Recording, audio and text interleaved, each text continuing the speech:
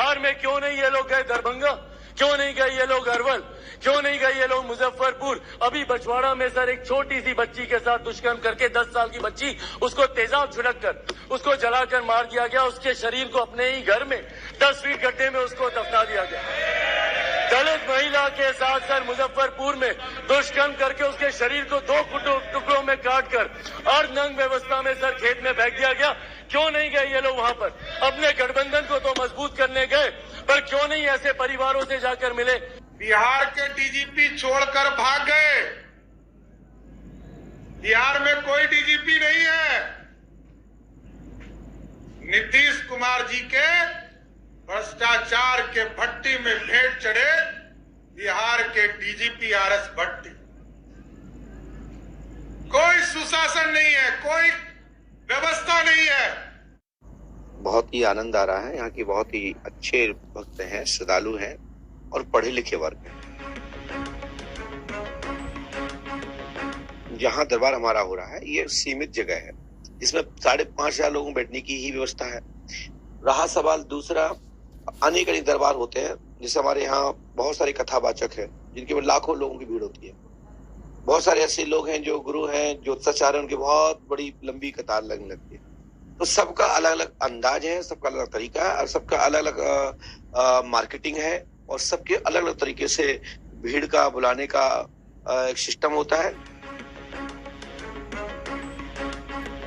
भारतवर्ष में आज की तारीख में 511 लोग पर्ची लिखते हैं।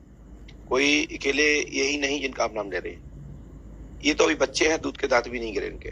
आप बताइए कि आपने कोई वीडियो में आपने आपके मोबाइल में कोई ऐसी किसी दरबार चालक का जो पर्ची लिख के देता हो, उसका कोई आपके कमरे में किसी की पर्ची रिकॉर्ड में है, इसके आपने पर्ची बनाते देखिए और आपके कैमरे में हो, तो यही फर्क पड़ने का सरकार में और पर्चा लिखने वालों में।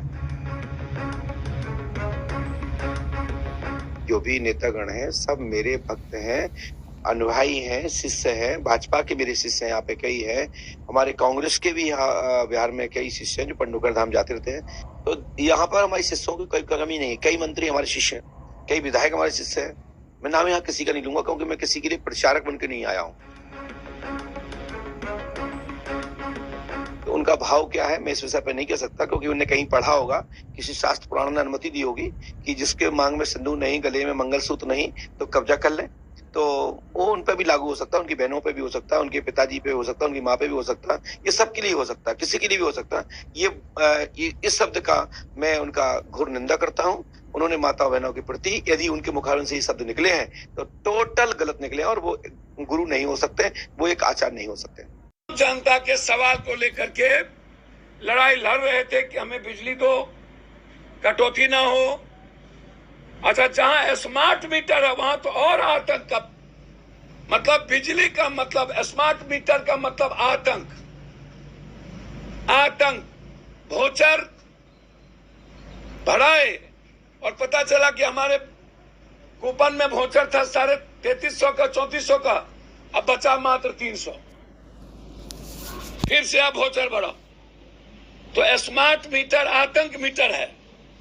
और ये इंजीनियर, एसडीओ और एग्जीक्यूटिव इंजीनियर, ये गिद्ध दृष्टि है रावण। इसको सरकार को रेवेन्यू देने के लिए ये जनता को खत्म कर रही है कि हम केन प्रकार टारगेट जो बिजली का रेवेन्यू का है उसको मार के जनता को, हमको सरकार को बिजली टारगेट करके पूरा करना, वो सबसे ज्यादा।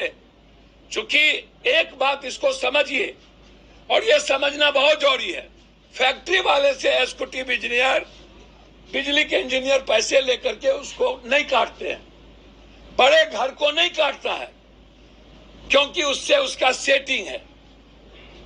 नेताओं के घर को नहीं काटता है, फैक्ट्री से पैसा लेकर के उसको सरप्लस बिजली देता है।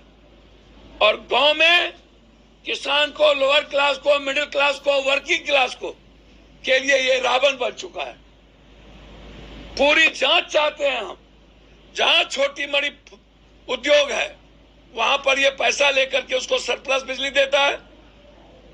हमारे फीडर का बिजली काट के शहर को बिजली रखता है। तो इसीलिए